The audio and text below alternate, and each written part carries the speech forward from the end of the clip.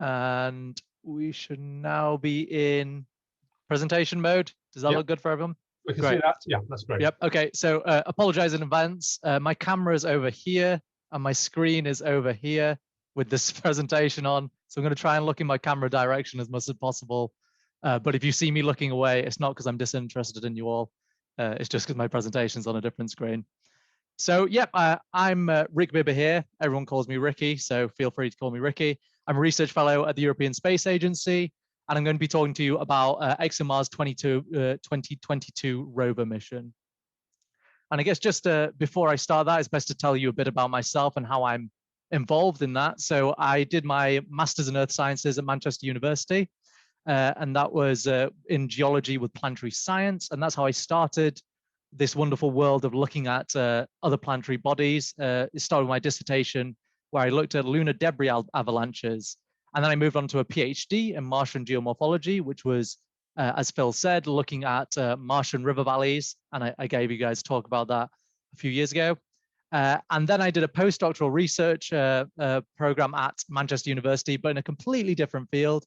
I was working for Rolls-Royce, studying the spread of atmospheric dust across the Earth and how it damages the inside of jet engines. But my skills in being able to study satellite information is how that got me into that job. And then now I've ended up working as a research fellow for the European Space Agency. And I chose the best time to start in the middle of a pandemic to move over to another country, which worked out brilliantly for me. But I'll give you a little bit of background on what my research fellowship is, and that will take us into the ExoMars rover mission. So my current research fellowship focuses on, again, looking at river valley networks. It uses remote sensing mapping techniques that I developed during my PhD, which is just looking at satellite images. And the specific technique is called valley discordance mapping, which provides metrics that highlight where valleys' geometries are inconsistent with the formation of present topography, which essentially is saying it looks at where valleys form and where valleys have formed and sees whether they conform to the current topography. And if they don't, we want to understand why the topography has changed after the valley was put in place, or why the valley maybe didn't have enough water to follow the topography. And on top of that, I also use paleohydraulic techniques, so physical equations that can tell us about the duration and amount of water that was present at the time of the valley formation. So in doing so, I hope to gain insight into the elevation changes that have occurred to the Martian surface post-valley formation. And this will better determine the chronology between the formation of these valley networks and the surface features that have changed the topography of Mars. And it'll also give us an understanding, as I said, of what the climate was like in terms of how much water was present and how long it was flowing for. And this is obviously integral information for understanding the potential for life on Mars. And in addition to doing this fellowship, part of my duty is dedicated to the role of an ExoMars 2022 simulation officer. And this is my link to the ExoMars 22 rover mission, which will be the focus of this talk. So as I said, the focus of this presentation is the ExoMars 22 mission, but specifically is the what, where, and hows of the mission. So the mission is actually split up into two individual missions, and that is the first, the Tracegrass Orbiter, which launched in March of 2016 and arrived at Mars in October of 2016. And the second comprises two parts. It's the rover, the Rosalind Franklin rover, and the surface platform, which is a Kazachok landing platform, which are planned to launch during a 12-day launch window starting on the 20th of September 2022, and is scheduled to land on Mars on the 10th of June 2023. I'll specifically be talking about the rover component of this mission, as if I were to talk about the lander as well, it would take days to talk about this whole mission, so we'll focus on the rover for today. The primary aim of the mission is to search for life on Mars, or at least signs of life, of whether it was ancient life or life that is currently existing there. And I understand that such an aim almost sounds science fiction, but there is some context that has taken us to the point as scientists and planetary scientists studying Mars that this isn't such an unreasonable thing to think that could have occurred or is currently present on Mars. And I've decided to divide this context into three subdivisions. And these are, why do we believe life is possible on Mars, or was a possibility on Mars? If life did or does exist on Mars, where would it be most likely present, preserved, and accessible? And how is the ExoMars rover equipped to interrogate the Martian surface and the proximal subsurface to search for signs of life? So let's get into the meat of this, the context. So why do we believe life is a possibility on Mars? Well, there are many pieces of evidence that argue for the presence of an ancient water cycle on the surface of Mars. For example, images returned by the Mariner 9 mission between 1971 and 1972 revealed the presence of dendritic valley networks on the surface of Mars.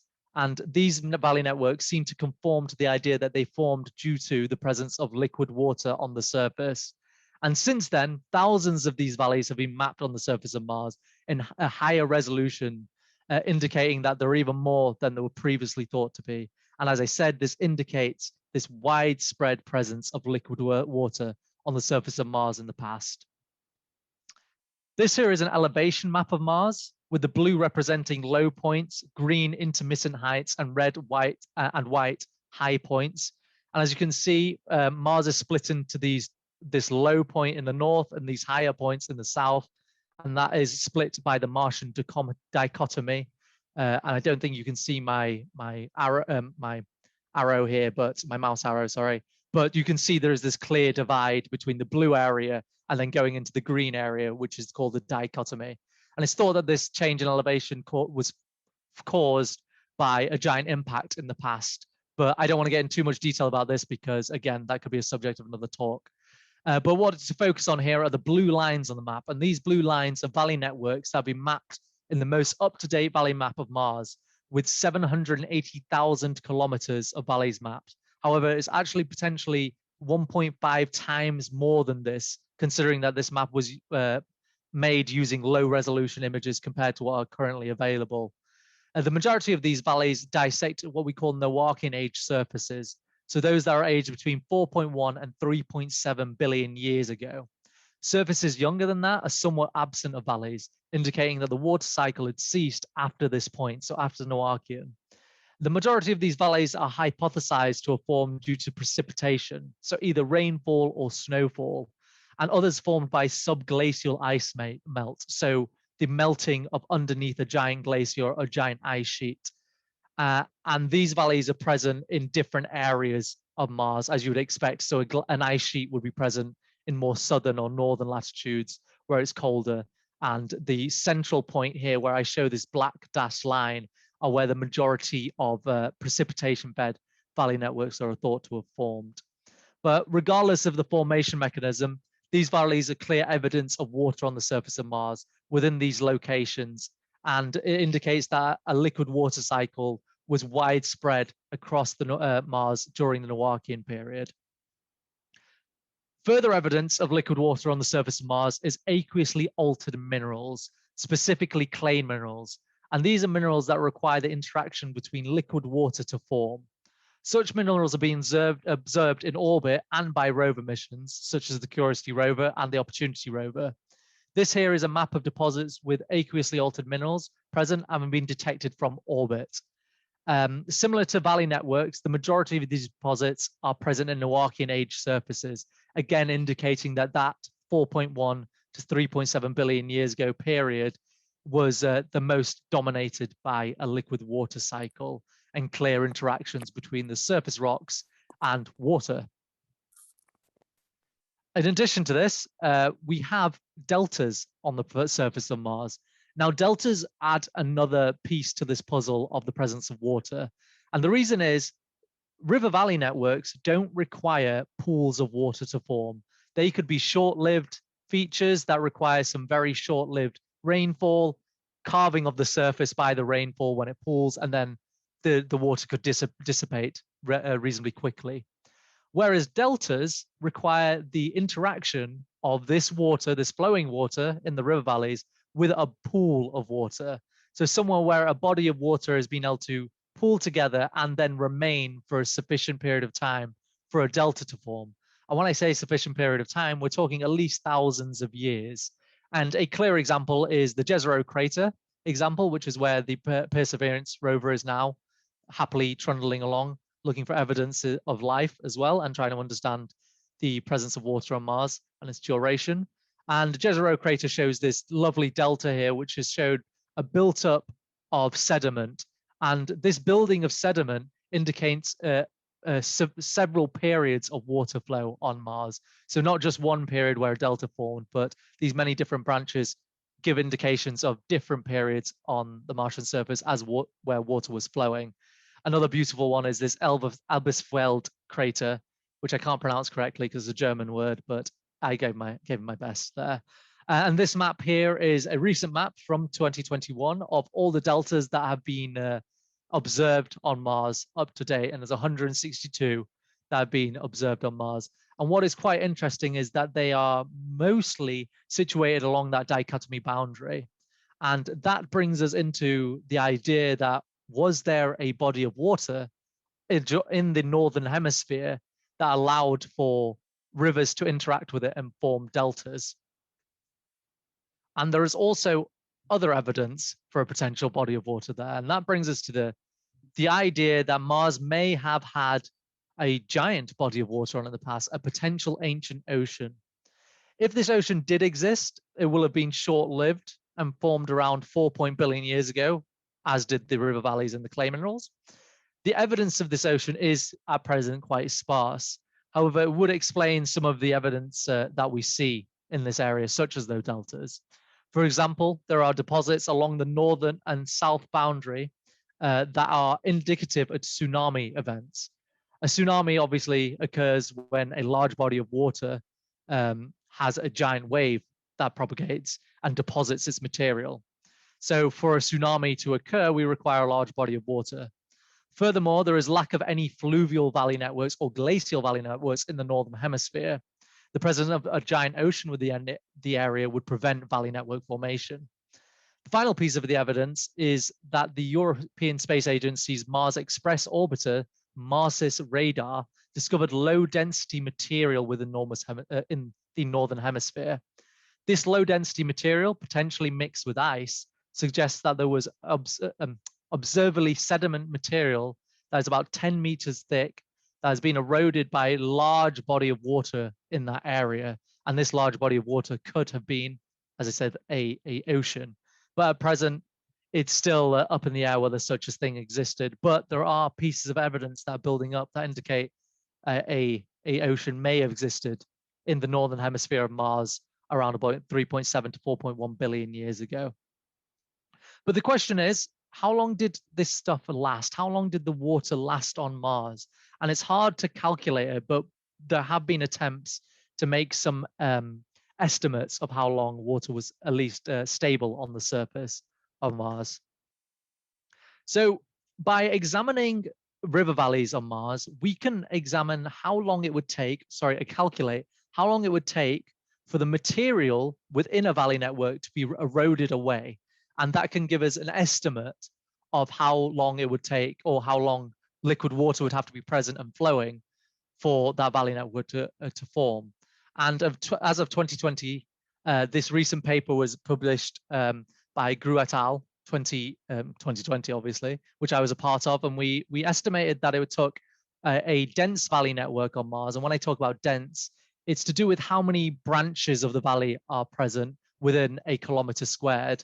And for Mars, dense is about 0.05 kilometers squared, so the amount of valley networks within a kilometer squared, which is very low for Earth. So for comparison, valley networks that form in very arid regions of Earth are similar to this value. So we understand that Mars was probably still arid during this period that these valleys formed, but there was sufficient liquid water to form valley networks. So for comparison, this is a dense valley network on Mars, because in other areas that are of a similar age to Everest Vallis, this one imaged here, they normally have a density of about 0.015, whereas this has 0.05. But this valley network, we estimate to take about at least 10,000 years. There's a large error bar on that, but the error bar extends into longer periods rather than shorter. So at least 10,000 years. So 10,000 years, 10,000 years is a long enough time for life to form if the liquid water was stable. So we now have estimates of how long liquid water was present, at least within areas of dense valley networks. So why do this seem like it could be or could have been possible for Mars to have life? I'm just going to conclude everything we just had there. Well, there were pieces of evidence that indicate the sustained presence of liquid water on the surface, specifically river valleys, some of which would appear to have taken at least 10,000 years to have formed. We have clay minerals, which require sustained interaction with liquid water to form. We have delta deposits, which indicate that rivers flowed into bodies of water, which would have been stable bodies of water. And we have evidence of a potential ocean on Mars. And as we know, liquid water and its presence for thousands of years may have been sufficient for the formation of life. All of these pieces of evidence linked directly to where we would therefore want to look for life on Mars. So if life did exist on Mars, where would it be? And where would it have been preserved? And finally, and almost most importantly, where is it accessible? So considering we already are looking for areas where water is likely to have been sustained for periods of time, as these are the most likely to have had life and have the optimal conditions for life, we now have a checklist for what we are looking for in areas of interest for searching for life. And those are those in proximity to valley networks, those with clay deposits within the area, those adjacent to delta deposits would also be beneficial. Those potentially on the margin of this Martian Ocean would also be great. But I guess most importantly, an area the rover can land and maintain operations. So for example, there is sufficient solar radiation exposure for the rover to charge its batteries from solar energy. It lacks traverse preventing obstacles such as craters or too many boulders or too many dunes. Similarly, we want it to be a relatively flat area, and it has to have optimal elevation for landing. Specifically, the elevation has to be sufficient for the rover to deploy its parachute and land safely. And that takes us on to the landing site selection. I'd like to thank Dr. Pete Forden of the Open University for providing me with the original versions of these slides, which I've edited for this presentation. So here we have an image of Mars, and we're going to go through the prerequisite discussed in the previous slide of the landing site and remove the areas which don't fit these prerequisites. So first we have the science constraints. Where are valley networks and clay minerals localized, as they represent the areas that had potential presence of ancient liquid water. The areas that lack these features on this image here have been grayed out. As previously explained, the majority of the areas that are younger than Noachian era lack valley networks, so they've mostly been blocked out on this image here.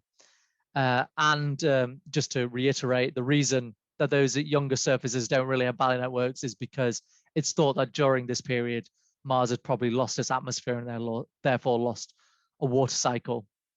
And then we have the engineering constraints. So potentially even more important than the science constraints are those constraints would prevent a rover from landing there and also prevent the rover from having sufficient energy to do its nominal mission. So the latitude that's optimal for solar power during the primary mission are between 25 degrees north and 5 degrees south. So that's why you have this latitudinal strip here that's highlighted. The maximum elevation has to be below 2,000 meters for the parachute to, it has to be above minus 2,000 meters for the parachute and the backup system to operate on landing. So we don't want the rover to crash, obviously, on landing. So we need to have this optimal elevation. And then finally, the slopes and surface roughness have to be adequate for the rover to be able to traverse and for the lander to have adequate radar and surface platform stability as it lands on the surface. So you can't have a highly boulder-rich surface, otherwise the lander won't be able to land properly, the rover won't be able to deploy properly. And obviously we want an area that the rover will actually be able to drive along and traverse to look at surface deposits and potential deposit interests. And that narrowed us down to this area here, where we have Oxyoplanum, Mars Vallis, Arum Dorsum, and Hypanis Vallis. And these were all within these scientific regions of interest, and they suit the engineering protocol we require. So we have clay-rich deposits, we have valley networks within the region. We also have an area that can be traversed. There's not too many craters. There's not too many dunes. The slopes aren't too steep for the rover to traverse. So they all fit it. However, we found that Oxyoplanum is the optimal, but it took a lot of discussion. It took a lot of debates. It took different teams coming together to discuss why they believe their landing site is optimal over other people's landing sites. But Oxyoplanum was the final decision. And that's because, well, an adding factor to it is because it's on this margin between the northern lowlands and the southern highlands. And as we discussed previously, that might be the shoreline of this ancient ocean that may have been present on Mars during that period. Additionally, it has the delta deposit there, which also indicates that there may have been this ancient shoreline where a river valley, which we will show in the next slide, was running into a potential ocean that was present. So here is just a context image of the region. This is Cryocenia planitia, which is the northern lowlands area where the Oxyoplanum runs into.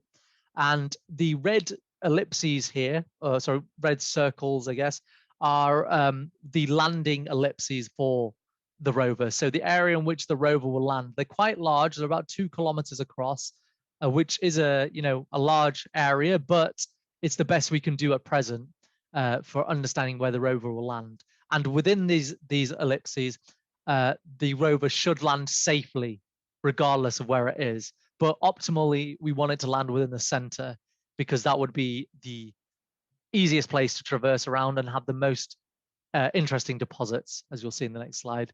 But just to point out, the orange circles on this image are areas where clay-rich deposits have been observed, and although it's difficult to discern within the image, there are many of those circles within the ellipses.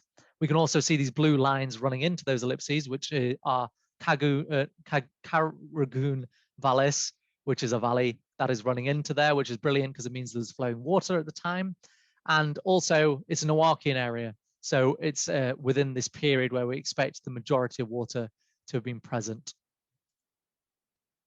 So here are the ellipses in more detail.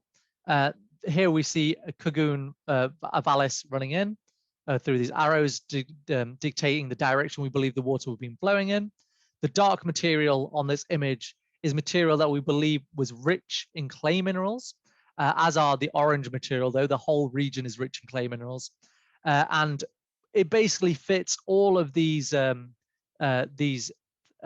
things that we want for an optimal landing area. As we see, it's proximal to a valley network, it's within a clay-rich area, it's adjacent to a delta deposit, it's near the potential Martian Ocean, and also, as I've already said, probably most important, the rover can land there and maintain operations. So we now have the landing area, but what we need to understand before we send a rover just to look around on the surface of Mars is that life on the surface is unlikely. Life below the surface is more likely.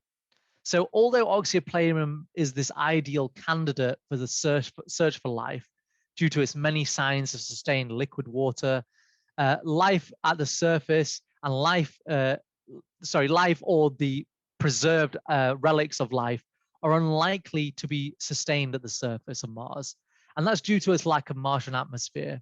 And that means radiation from space, specifically cosmic rays, are in direct contact with the surface, meaning that any life or remnants of life would likely have been destroyed.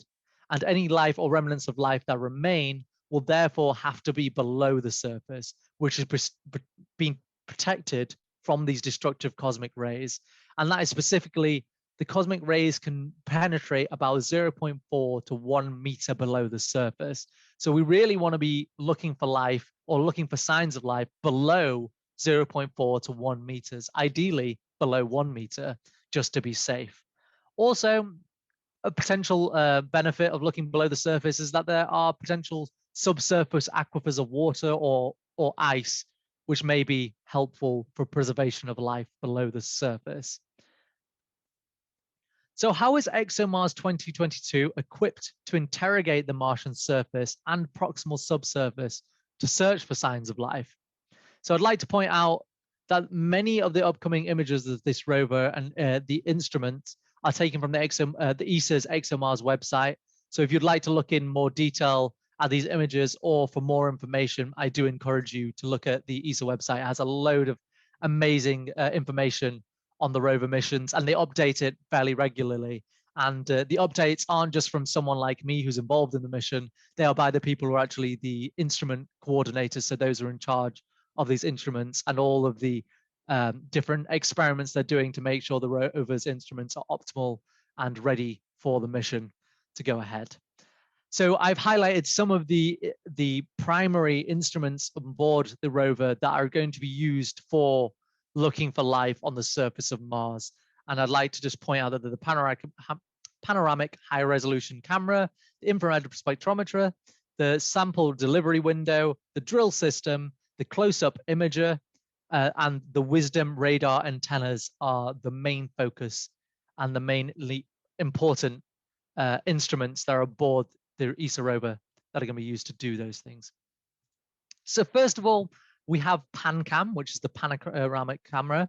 And I'm just going to point out now, we use a lot of these shortenings of the words, which don't really seem to make sense with some of them. This one, it makes sense, PanCam, panoramic camera. But as you'll see, some of them don't really fit that well, but we try and horseshoe it into a word that fits. So this has been designed to search for textual information on rocks. For example, laminations or pittings. So laminations are where you have sedimentary structures which cause these laminations, or pittings where you have micrometeorite impacts on the rocks. And this can tell you about the presence of organisms on Mars. And the reason it can do that is because it can capture images of structures that would be formed by organisms.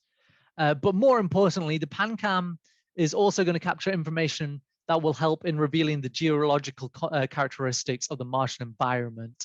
And that's more important for the PanCam because we have even more high resolution instruments to look for organisms or the signs of organisms. But the main thing about PanCam is that it can create these amazing stereo and 3D imagery of the terrain around the rover for the benefit of the mission as a whole. And in particular, the panoramic camera will be used to help locate the landing site and rover position with respect to local geographic references, to provide the geological context of the sites so that it can be explored by the rover, and to support the selection of best sites to carry out exobiological studies, and finally to study the properties of the atmosphere and other variable phenomena on Mars. And here, just before I go on, we have an image here which is similar to that which will be taken by PanCam, but this is taken by the Curiosity rover on its, I believe, 3,060 something sol or something crazy like that. And it's amazing that that rover is still operating, producing these amazing imagery and trying to understand the aqueous history or the water history of the craters on Mars. So PanCam will also support the scientific measurements of other rover instruments. It will capture high-resolution images of the locations that are difficult to access, such as those on craters or rock walls, which the rover can't access with its other instruments. And then it will monitor the sample for the drill before it ingests and crushes inside the rover, where the analytical laboratory instruments will be performed detailed chemical, physical, and spectrological analysis. And I'll go on to discuss those in more detail in further slides. So next to the PanCam, we have ICEM. So ICEM is the infrared spectrometer.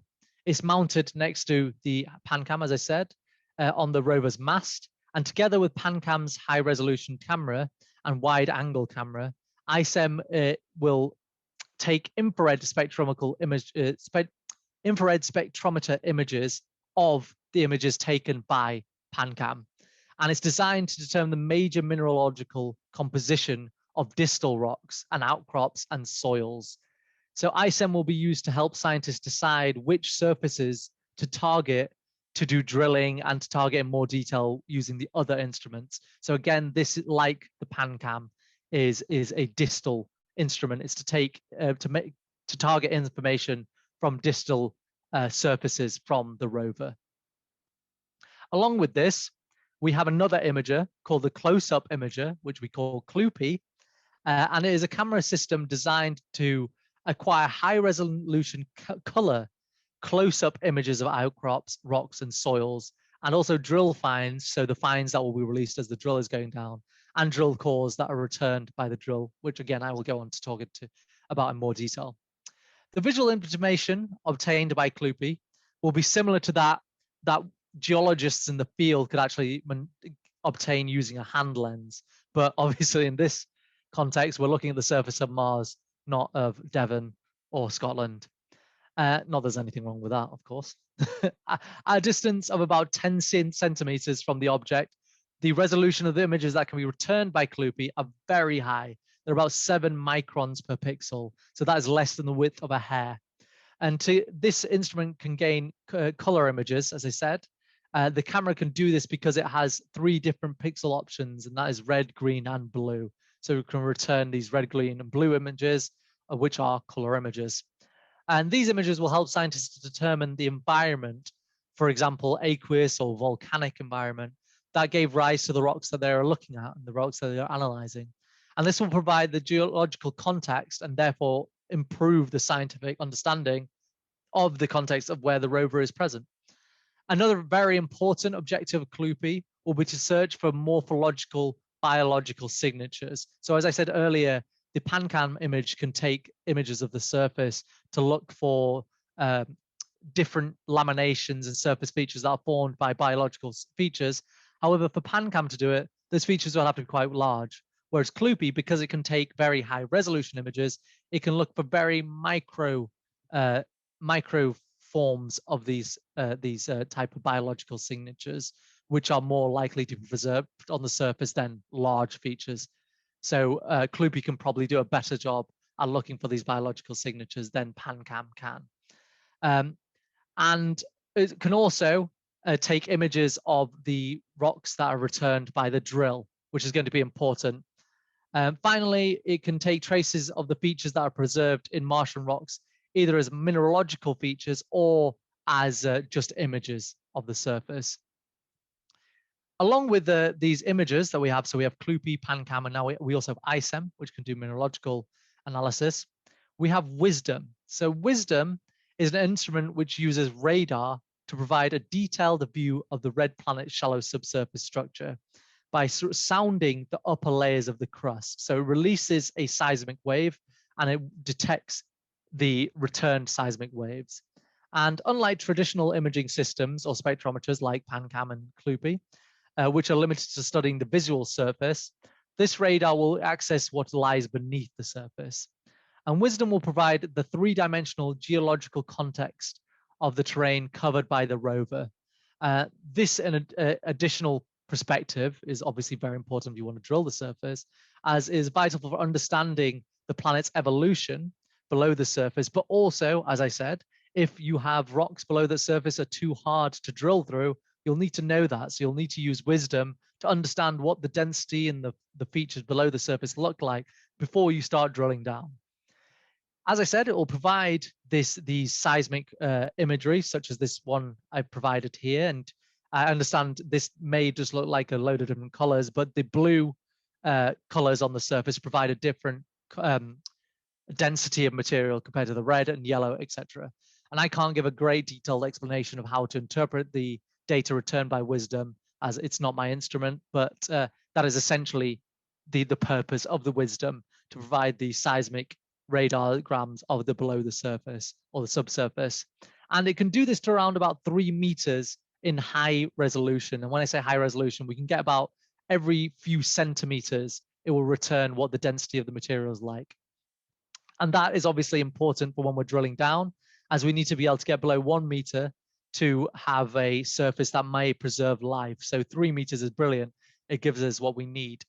The instrument can transmit these signals from 2 antennas that are on board the rover, and these are mounted on the back of the rover's bracket. And the WISDOM measurement will be used to identify, as I said, the optimal drilling sites by determining the nature of the subsurface. And it can also be used to look for potential hazards below the subsurface that may be dangerous for the rover to traverse on, or again, more importantly, to drill within. Additionally, we have Hadron RM, which is the autonomous detector of radiation of neutrons on board rover at Mars. So this is one of those ones where we really had to get some letters from different areas on the words to make a nice name for it, but we got Hadron. And this is a neutron spectrometer. And essentially what that does is it can look for hydrogen molecules below the surface. And the reason hydrogen is important is because it tells us whether there's subsurface water ice or even hydrated minerals or subsurface liquid water. And it does this by detecting hydrogen in the form of bonded water or water ice and hydrogen-bearing compounds below the surface. So it releases a neutron, and that will interact with hydrogen and return a signal. It'll be used in combination with WISDOM to study the subsurface beneath the rover to determine areas that might be optimal for drilling again, and also for the sample collection, as an area that has subsurface water or ice may be optimal for drilling within to look for life. So let's talk about the drill, which is potentially one of the most important parts of the rover here. The drill can go down to 2 meters on the rover. And as we discussed, this is important because fossilized life is not going to be on the surface. Fossilized life is going to be at least 1 meter below the surface. So we have this drill, and the ExoMars drill is devised to acquire soil samples down to the maximum depth of 2 meters in a variety of soil types and in different types of rock as well. And again, I just want to reiterate, remember the cosmic rays can penetrate down to 1 meter. So 2 meters is great. We're well below a 1 meter that we need to be drilling to. The drill will perform at least 2 vertical surveys during the mission. And this means that we'll get about 4 samples per each of these drill sessions. So we'll get at least 8 samples returned from the drill. And these samples will be transferred to the analytical laboratory drawer for processing and analysis. I'll discuss those on the next slide. The drill unit consists mainly of the following elements. So you have the actual drill tool, which is about 700 millimeters long, and it's equipped with the same sample acquisition device, which includes the shutter components, which means that you can piston down below the surface and actually get a core sample, which is about 3 centimeters in length and 1 centimeter in diameter. So it's quite a small core sample, but it's enough to do any analysis required to do. In addition to the 700 millimeter long drill part, we have 3 additional extensional rods, which are 500 millimeters in length. So these can be added to the normal drill to make it longer down to this 2 meters. And they provide the electrical contacts that guarantee the transmission of optical signal to MAMIS, which I'll explain in a moment, which is located on the upper part of the drill, which I've shown here, the MAMIS sapphire window. And it also has this rotational translation group, which you don't really need to explain, but it's basically just the way in which the drill circles round like a drill does to go below into the surface. And this is different to previous drills that have been on rover missions, or, well, I guess lander missions, such as the InSight lander, which unfortunately got its drill stuck because the drill on that lander was more of a piston motion. So it was like a hammer trying to nail down into the surface, whereas this mission is using a slow drill, which makes it less likely to get stuck. And we also have a backup drill, but the backup drill doesn't have MAMIS on board of it, which I'll explain in a moment why MAMIS is so important. So before we go into any details about the drill, as we know with InSight got its drill stuck. So many of you may be thinking, what if this drill gets stuck? Well, firstly, drilling will be done in such a fashion as to minimize the likelihood of this happening as possible by slowly drilling. So we're only going to drill 50 centimeters per day. And that means a whole drill session will take about 2 days to do if we want to get to 2 meters. Additionally, the drill positioning system is equipped with an emergency jettison device. Just in case it does get stuck, it means that it can jettison the drill, which is obviously the last thing we want to do. But if we do get stuck, we don't want to have to end the whole mission just because the rover has got stuck because of its drill. And that's it, basically. We will remove the drill if we have to. But because of the drilling protocol, and because the drill has been tested on loads and loads of rocks on Earth that are probably like those on Mars, hopefully that won't happen. Finally, as I said, MAMIS is on board this drill. And MAMIS is just another imager, but this is a mineralogical imager that is in the drill. So as it goes down, it can image the surface around the drill and understand the mineralogy around the subsurface. And then we come on to the final instrument. So as I said, the drill will return samples so it will go down, take out these samples and return it to the analytical laboratory drawer. So the samples that are extracted by the drill are maneuvered into this drawer, which contains 3 instruments which will perform in-depth analysis to determine whether the samples contain potential signs of life. Specifically, there is Micromega, RLS, and MOMA.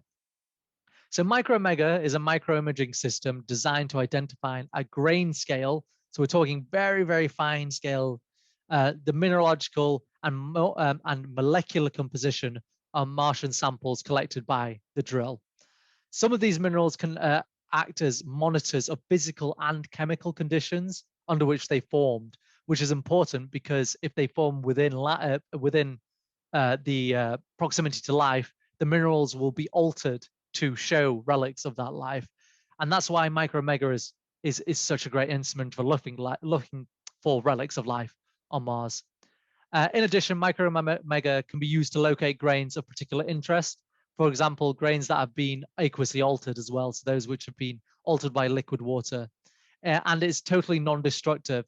So it means we don't destroy the sample as we're trying to look at it. So that means once you've assigned it to Micromega, you can then move it over to the destructive elements of the laboratory. And those are Raman and MOMA. So the Raman instrument provides a powerful tool, again, for the definitive identification and characteristics of minerals and biomarkers, but this is destructive. So you destroy your sample as you're looking at it. And remember, we only have a finite amount of samples we can return. So Raman spectroscopy is sensitive to the composition and structure of any mineral or organic compound that is returned. And is capable of detecting information of potential organic compounds that are present within the samples. So again, life, organic compounds are exactly what we want to look for. So we need these instruments that can identify organic compounds within them, or even potential signatures or remnants of organic compounds. And finally, we have MOMA. So MOMA is the largest instrument on the ExoMars rover, and it's the one directly targeting biomarkers. So those are pieces of information that will show evidence that life was potentially present within the minerals. And this will answer, as I said, that idea of the potential origin or evolution of life that was present on Mars.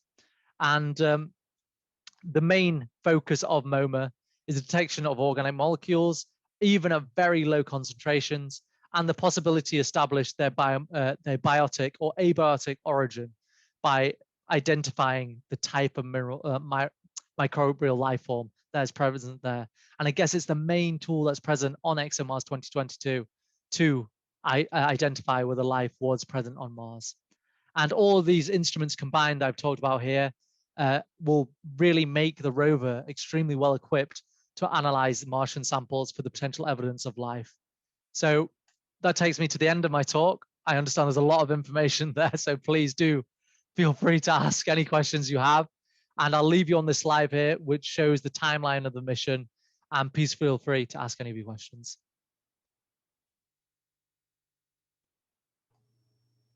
Prithvi, thank you. That was fantastic. I marvel at the engineering. I marvel at the science. I marvel at the all the work that's gone on before to form a picture of what might or might not be on Mars.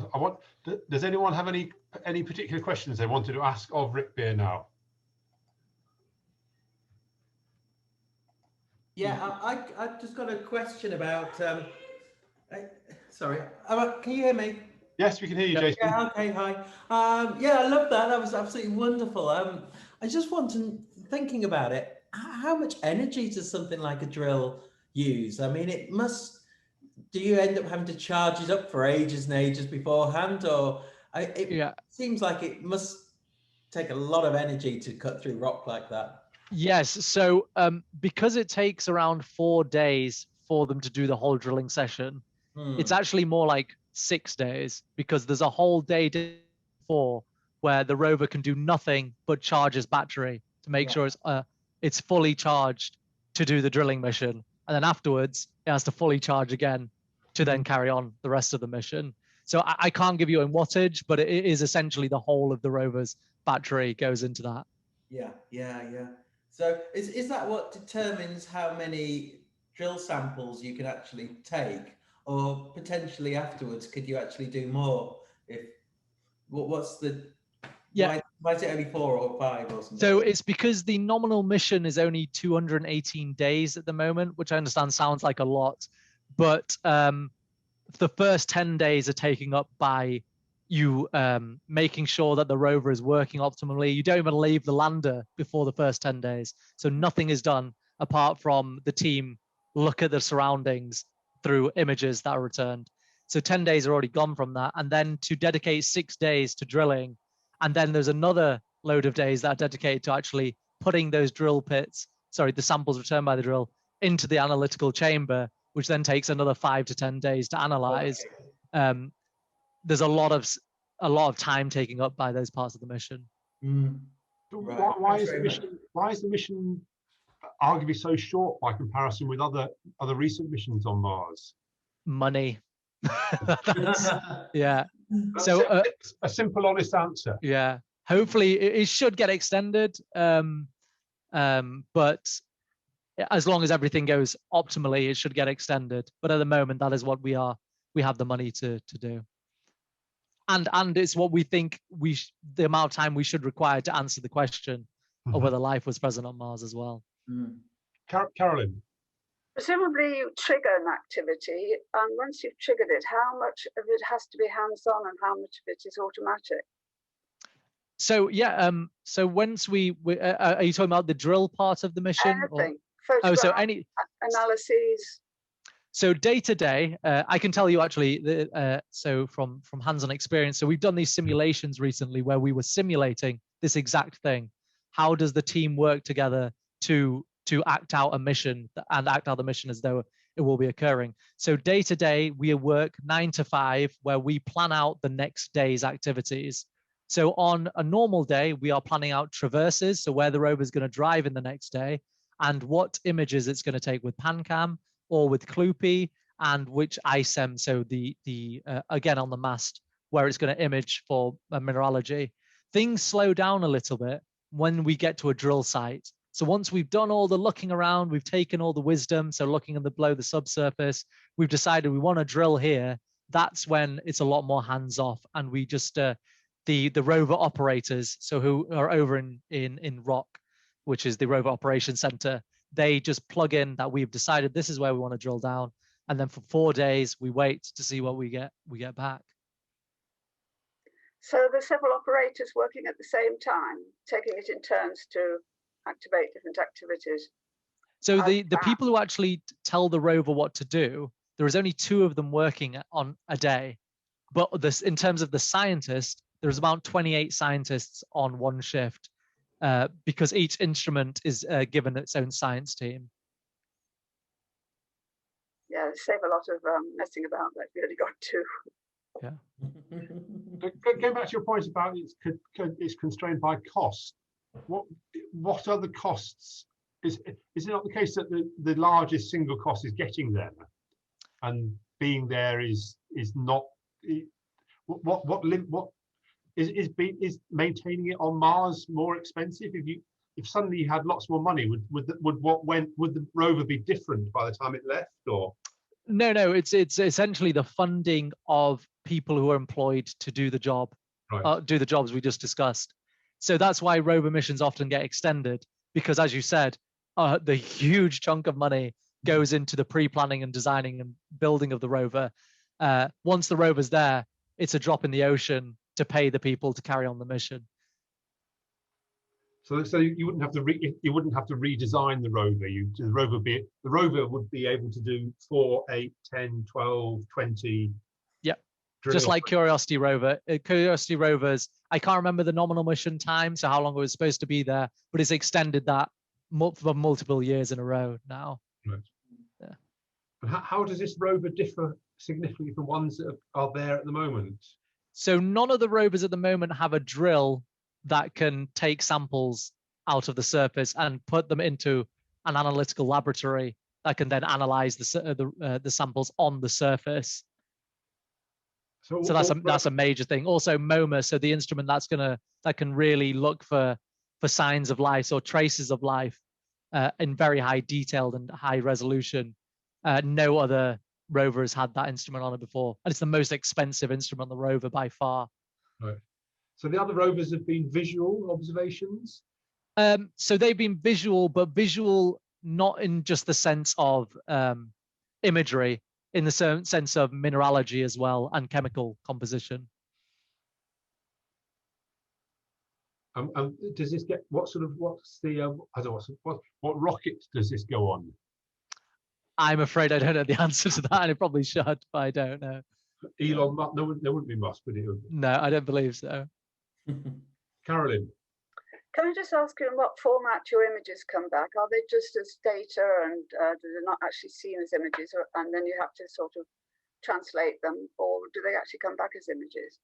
So the images in terms of the PanCam and the Kloopy, they are returned just as images. Yes. Oh, great. Yeah. So they look just like pictures. The other things are returns of numbers, and we have to put them into a format that is we can read essentially.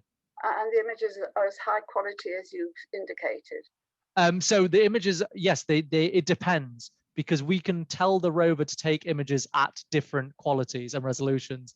A major issue with a mission like this is how much data can be returned to Earth, and it's actually very limited.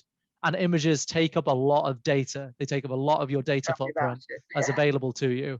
And also, we can only return data 2 times a day, because we have to sync it up with when the ExoMars Trace Gas Orbiter is going across the orbital path of the rover. So we use that to signal back to Earth. So we only get 2 chances a day to return and to send data to the rover.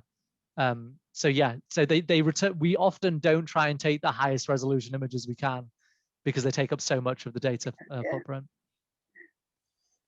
Yeah, I've just got another question about. I was rather intrigued when you said that the rock samples at the surface are that affected by cosmic rays. Do you actually mean that they're affecting the chemical composition of the rocks? And I mean, the first thing you do if you're a geologist on Earth is crack it open and have a look inside, of course, I suppose, wouldn't you? But I don't suppose you've got atmosphere really, or obviously weathering or anything, maybe some sand blasting and stuff like that. But is it that radical, the alterations to the mineralogy in there? So cosmic rays don't necessarily affect the mineralogy, but they will degrade any carbon footprints that are available, organic material that's available on the surface. It's also this idea that these surfaces that we're landing on have been exposed to cosmic rays for 3.7 billion years. Yeah. So it's a long time period. And as you said, in terms of like geological degradation of the surface, is mostly just wind erosion, but we do get 3-4 occurring on Mars as well. But that's not going to affect your mineralogy as such. But oh yes, of course, yeah. So I mean, so it really is the carbon footprint that's the problem, is it? You know, that's what you're looking for. Yeah. Yes, because we're looking for signs of life. We obviously want to look for organic matter or signs of organic matter, and the surface is unlikely to have any of those available. Right. Yeah. Thanks. How far on the surface of Mars is the rover expected to travel? In its nominal mission, so it's supposed to travel at most 50 meters a day. Okay. But that is if all you're doing is dedicating a day to traveling, which you would never do, because it would almost be a waste of time. Yeah. So I don't know an exact number, but if that can put it into perspective, if you have a 218-day mission, 10 days on the platform, so 208 days of being able to travel 50 meters a day at most, it's not going to be too far. And if it's there to do drilling rather than traveling, perhaps it's not going to travel very far at all. Exactly. Yeah. Until the mission becomes extended. Exactly. Yes. Yeah. Oh, Richard, this is I love thinking about things. I love hearing about things like this. I love thinking about things. Does anyone else want to ask any further questions? I've just thought of one. just looking at your timeline, what sort of mechanism are they going to use for actually Oh, Carolyn, we've lost you. Can I slip one in while Francis, please do. she comes back? What temperatures is the rover going to have to cope with? And I was thinking particularly drilling is quite heat. It generates a lot of heat, and you've got a cooling problem. That's a very, very good question. So I don't know the subsurface temperatures on Mars, but they're in obviously the -2. They're close to absolute zero below the surface. So we're talking very, very cold. And as you said, if you're drilling into the surface and you're trying to look for water or ice deposits, something we're very concerned about and is very difficult to simulate on Earth is the interaction between a drill and potential ice deposits. Because if you're heating up the ice, it's going to suddenly outgas because the temperature change is extreme. So what we're planning to do with the drill is we will drill, and this is why it's going to take so long. We'll drill down very slightly and then lift up and allow the drill to cool. Drill down very slightly, lift up, allow the drill to cool. And we have to do that over and over again to try and prevent this outgassing of ice that would occur, or sorry, of water vapor that would occur if you heated it up. Especially because not only is the heating of the drill an issue, it's the sudden pressure change from exposing that material to the surface, because obviously as you're drilling down, it then gets exposed to the surface. And that pressure change may cause it to outgas as well. And these are concerns we have, but we don't really know whether they'll be too problematic for the rover to deal with. Difficult engineering for making those instruments function. Yeah. Carolyn, we lost you. Do you want to have another go at your question? Yeah, I was just wondering if you'd figured out, or the team had figured out, how you're going to deliver it to Mars, and whether you're going to use the same sort of dramatic methods that we've seen before. So we are going for a parachute method. We're not going for the ball method where it's inside of that ball and lands. The parachute is still being tested. We're getting somewhere with it now. We've had a few ups and downs, but it's still being tested. I'm being a bit reluctant to give all the information because I don't know what I'm allowed to say about it. So, but yes, we're doing a parachute method and then thrusters on the lander. Fantastic. Is the parachute coming from Cornwall as the recent NASA one did? I don't know. Or is that's sensitive. Mm. Do we have any more questions? I'm doing the same as you. I'm looking to the left rather than looking straight at my screen where my camera is. Ricky, that was a tremendous talk. I should say that was another tremendous talk. Yeah. Thank you. I'm deeply impressed by what you've done, the research you've done, and the way you put this talk together. It's been and endured the difficulties of delivering a talk through Zoom, which perhaps you've got used to. We've all got used to, and I very much hope that those days are coming to an end for us. But I can't thank you enough for giving us of your time, noting that you're an hour ahead of us in the Netherlands, and entertaining us with yet another very interesting, very informative, very well delivered talk. So, if you were in the room with us now, you'd hear a loud round of applause. I think you have to live with us all clapping our hands together and a few yellow, I don't know how to do them, these yellow things that occur next to people's names. So can I say thank you very much, and to the membership just before we part, I wish everyone a good summer. We'll be back again in September.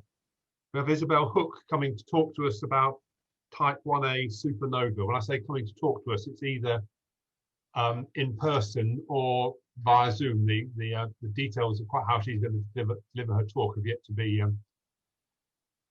resolved. So can we say thank you to Ricky, thank you to you for your attention, and we'll look forward to meeting up again, however, in September. Thank you very much and good night. Thank you.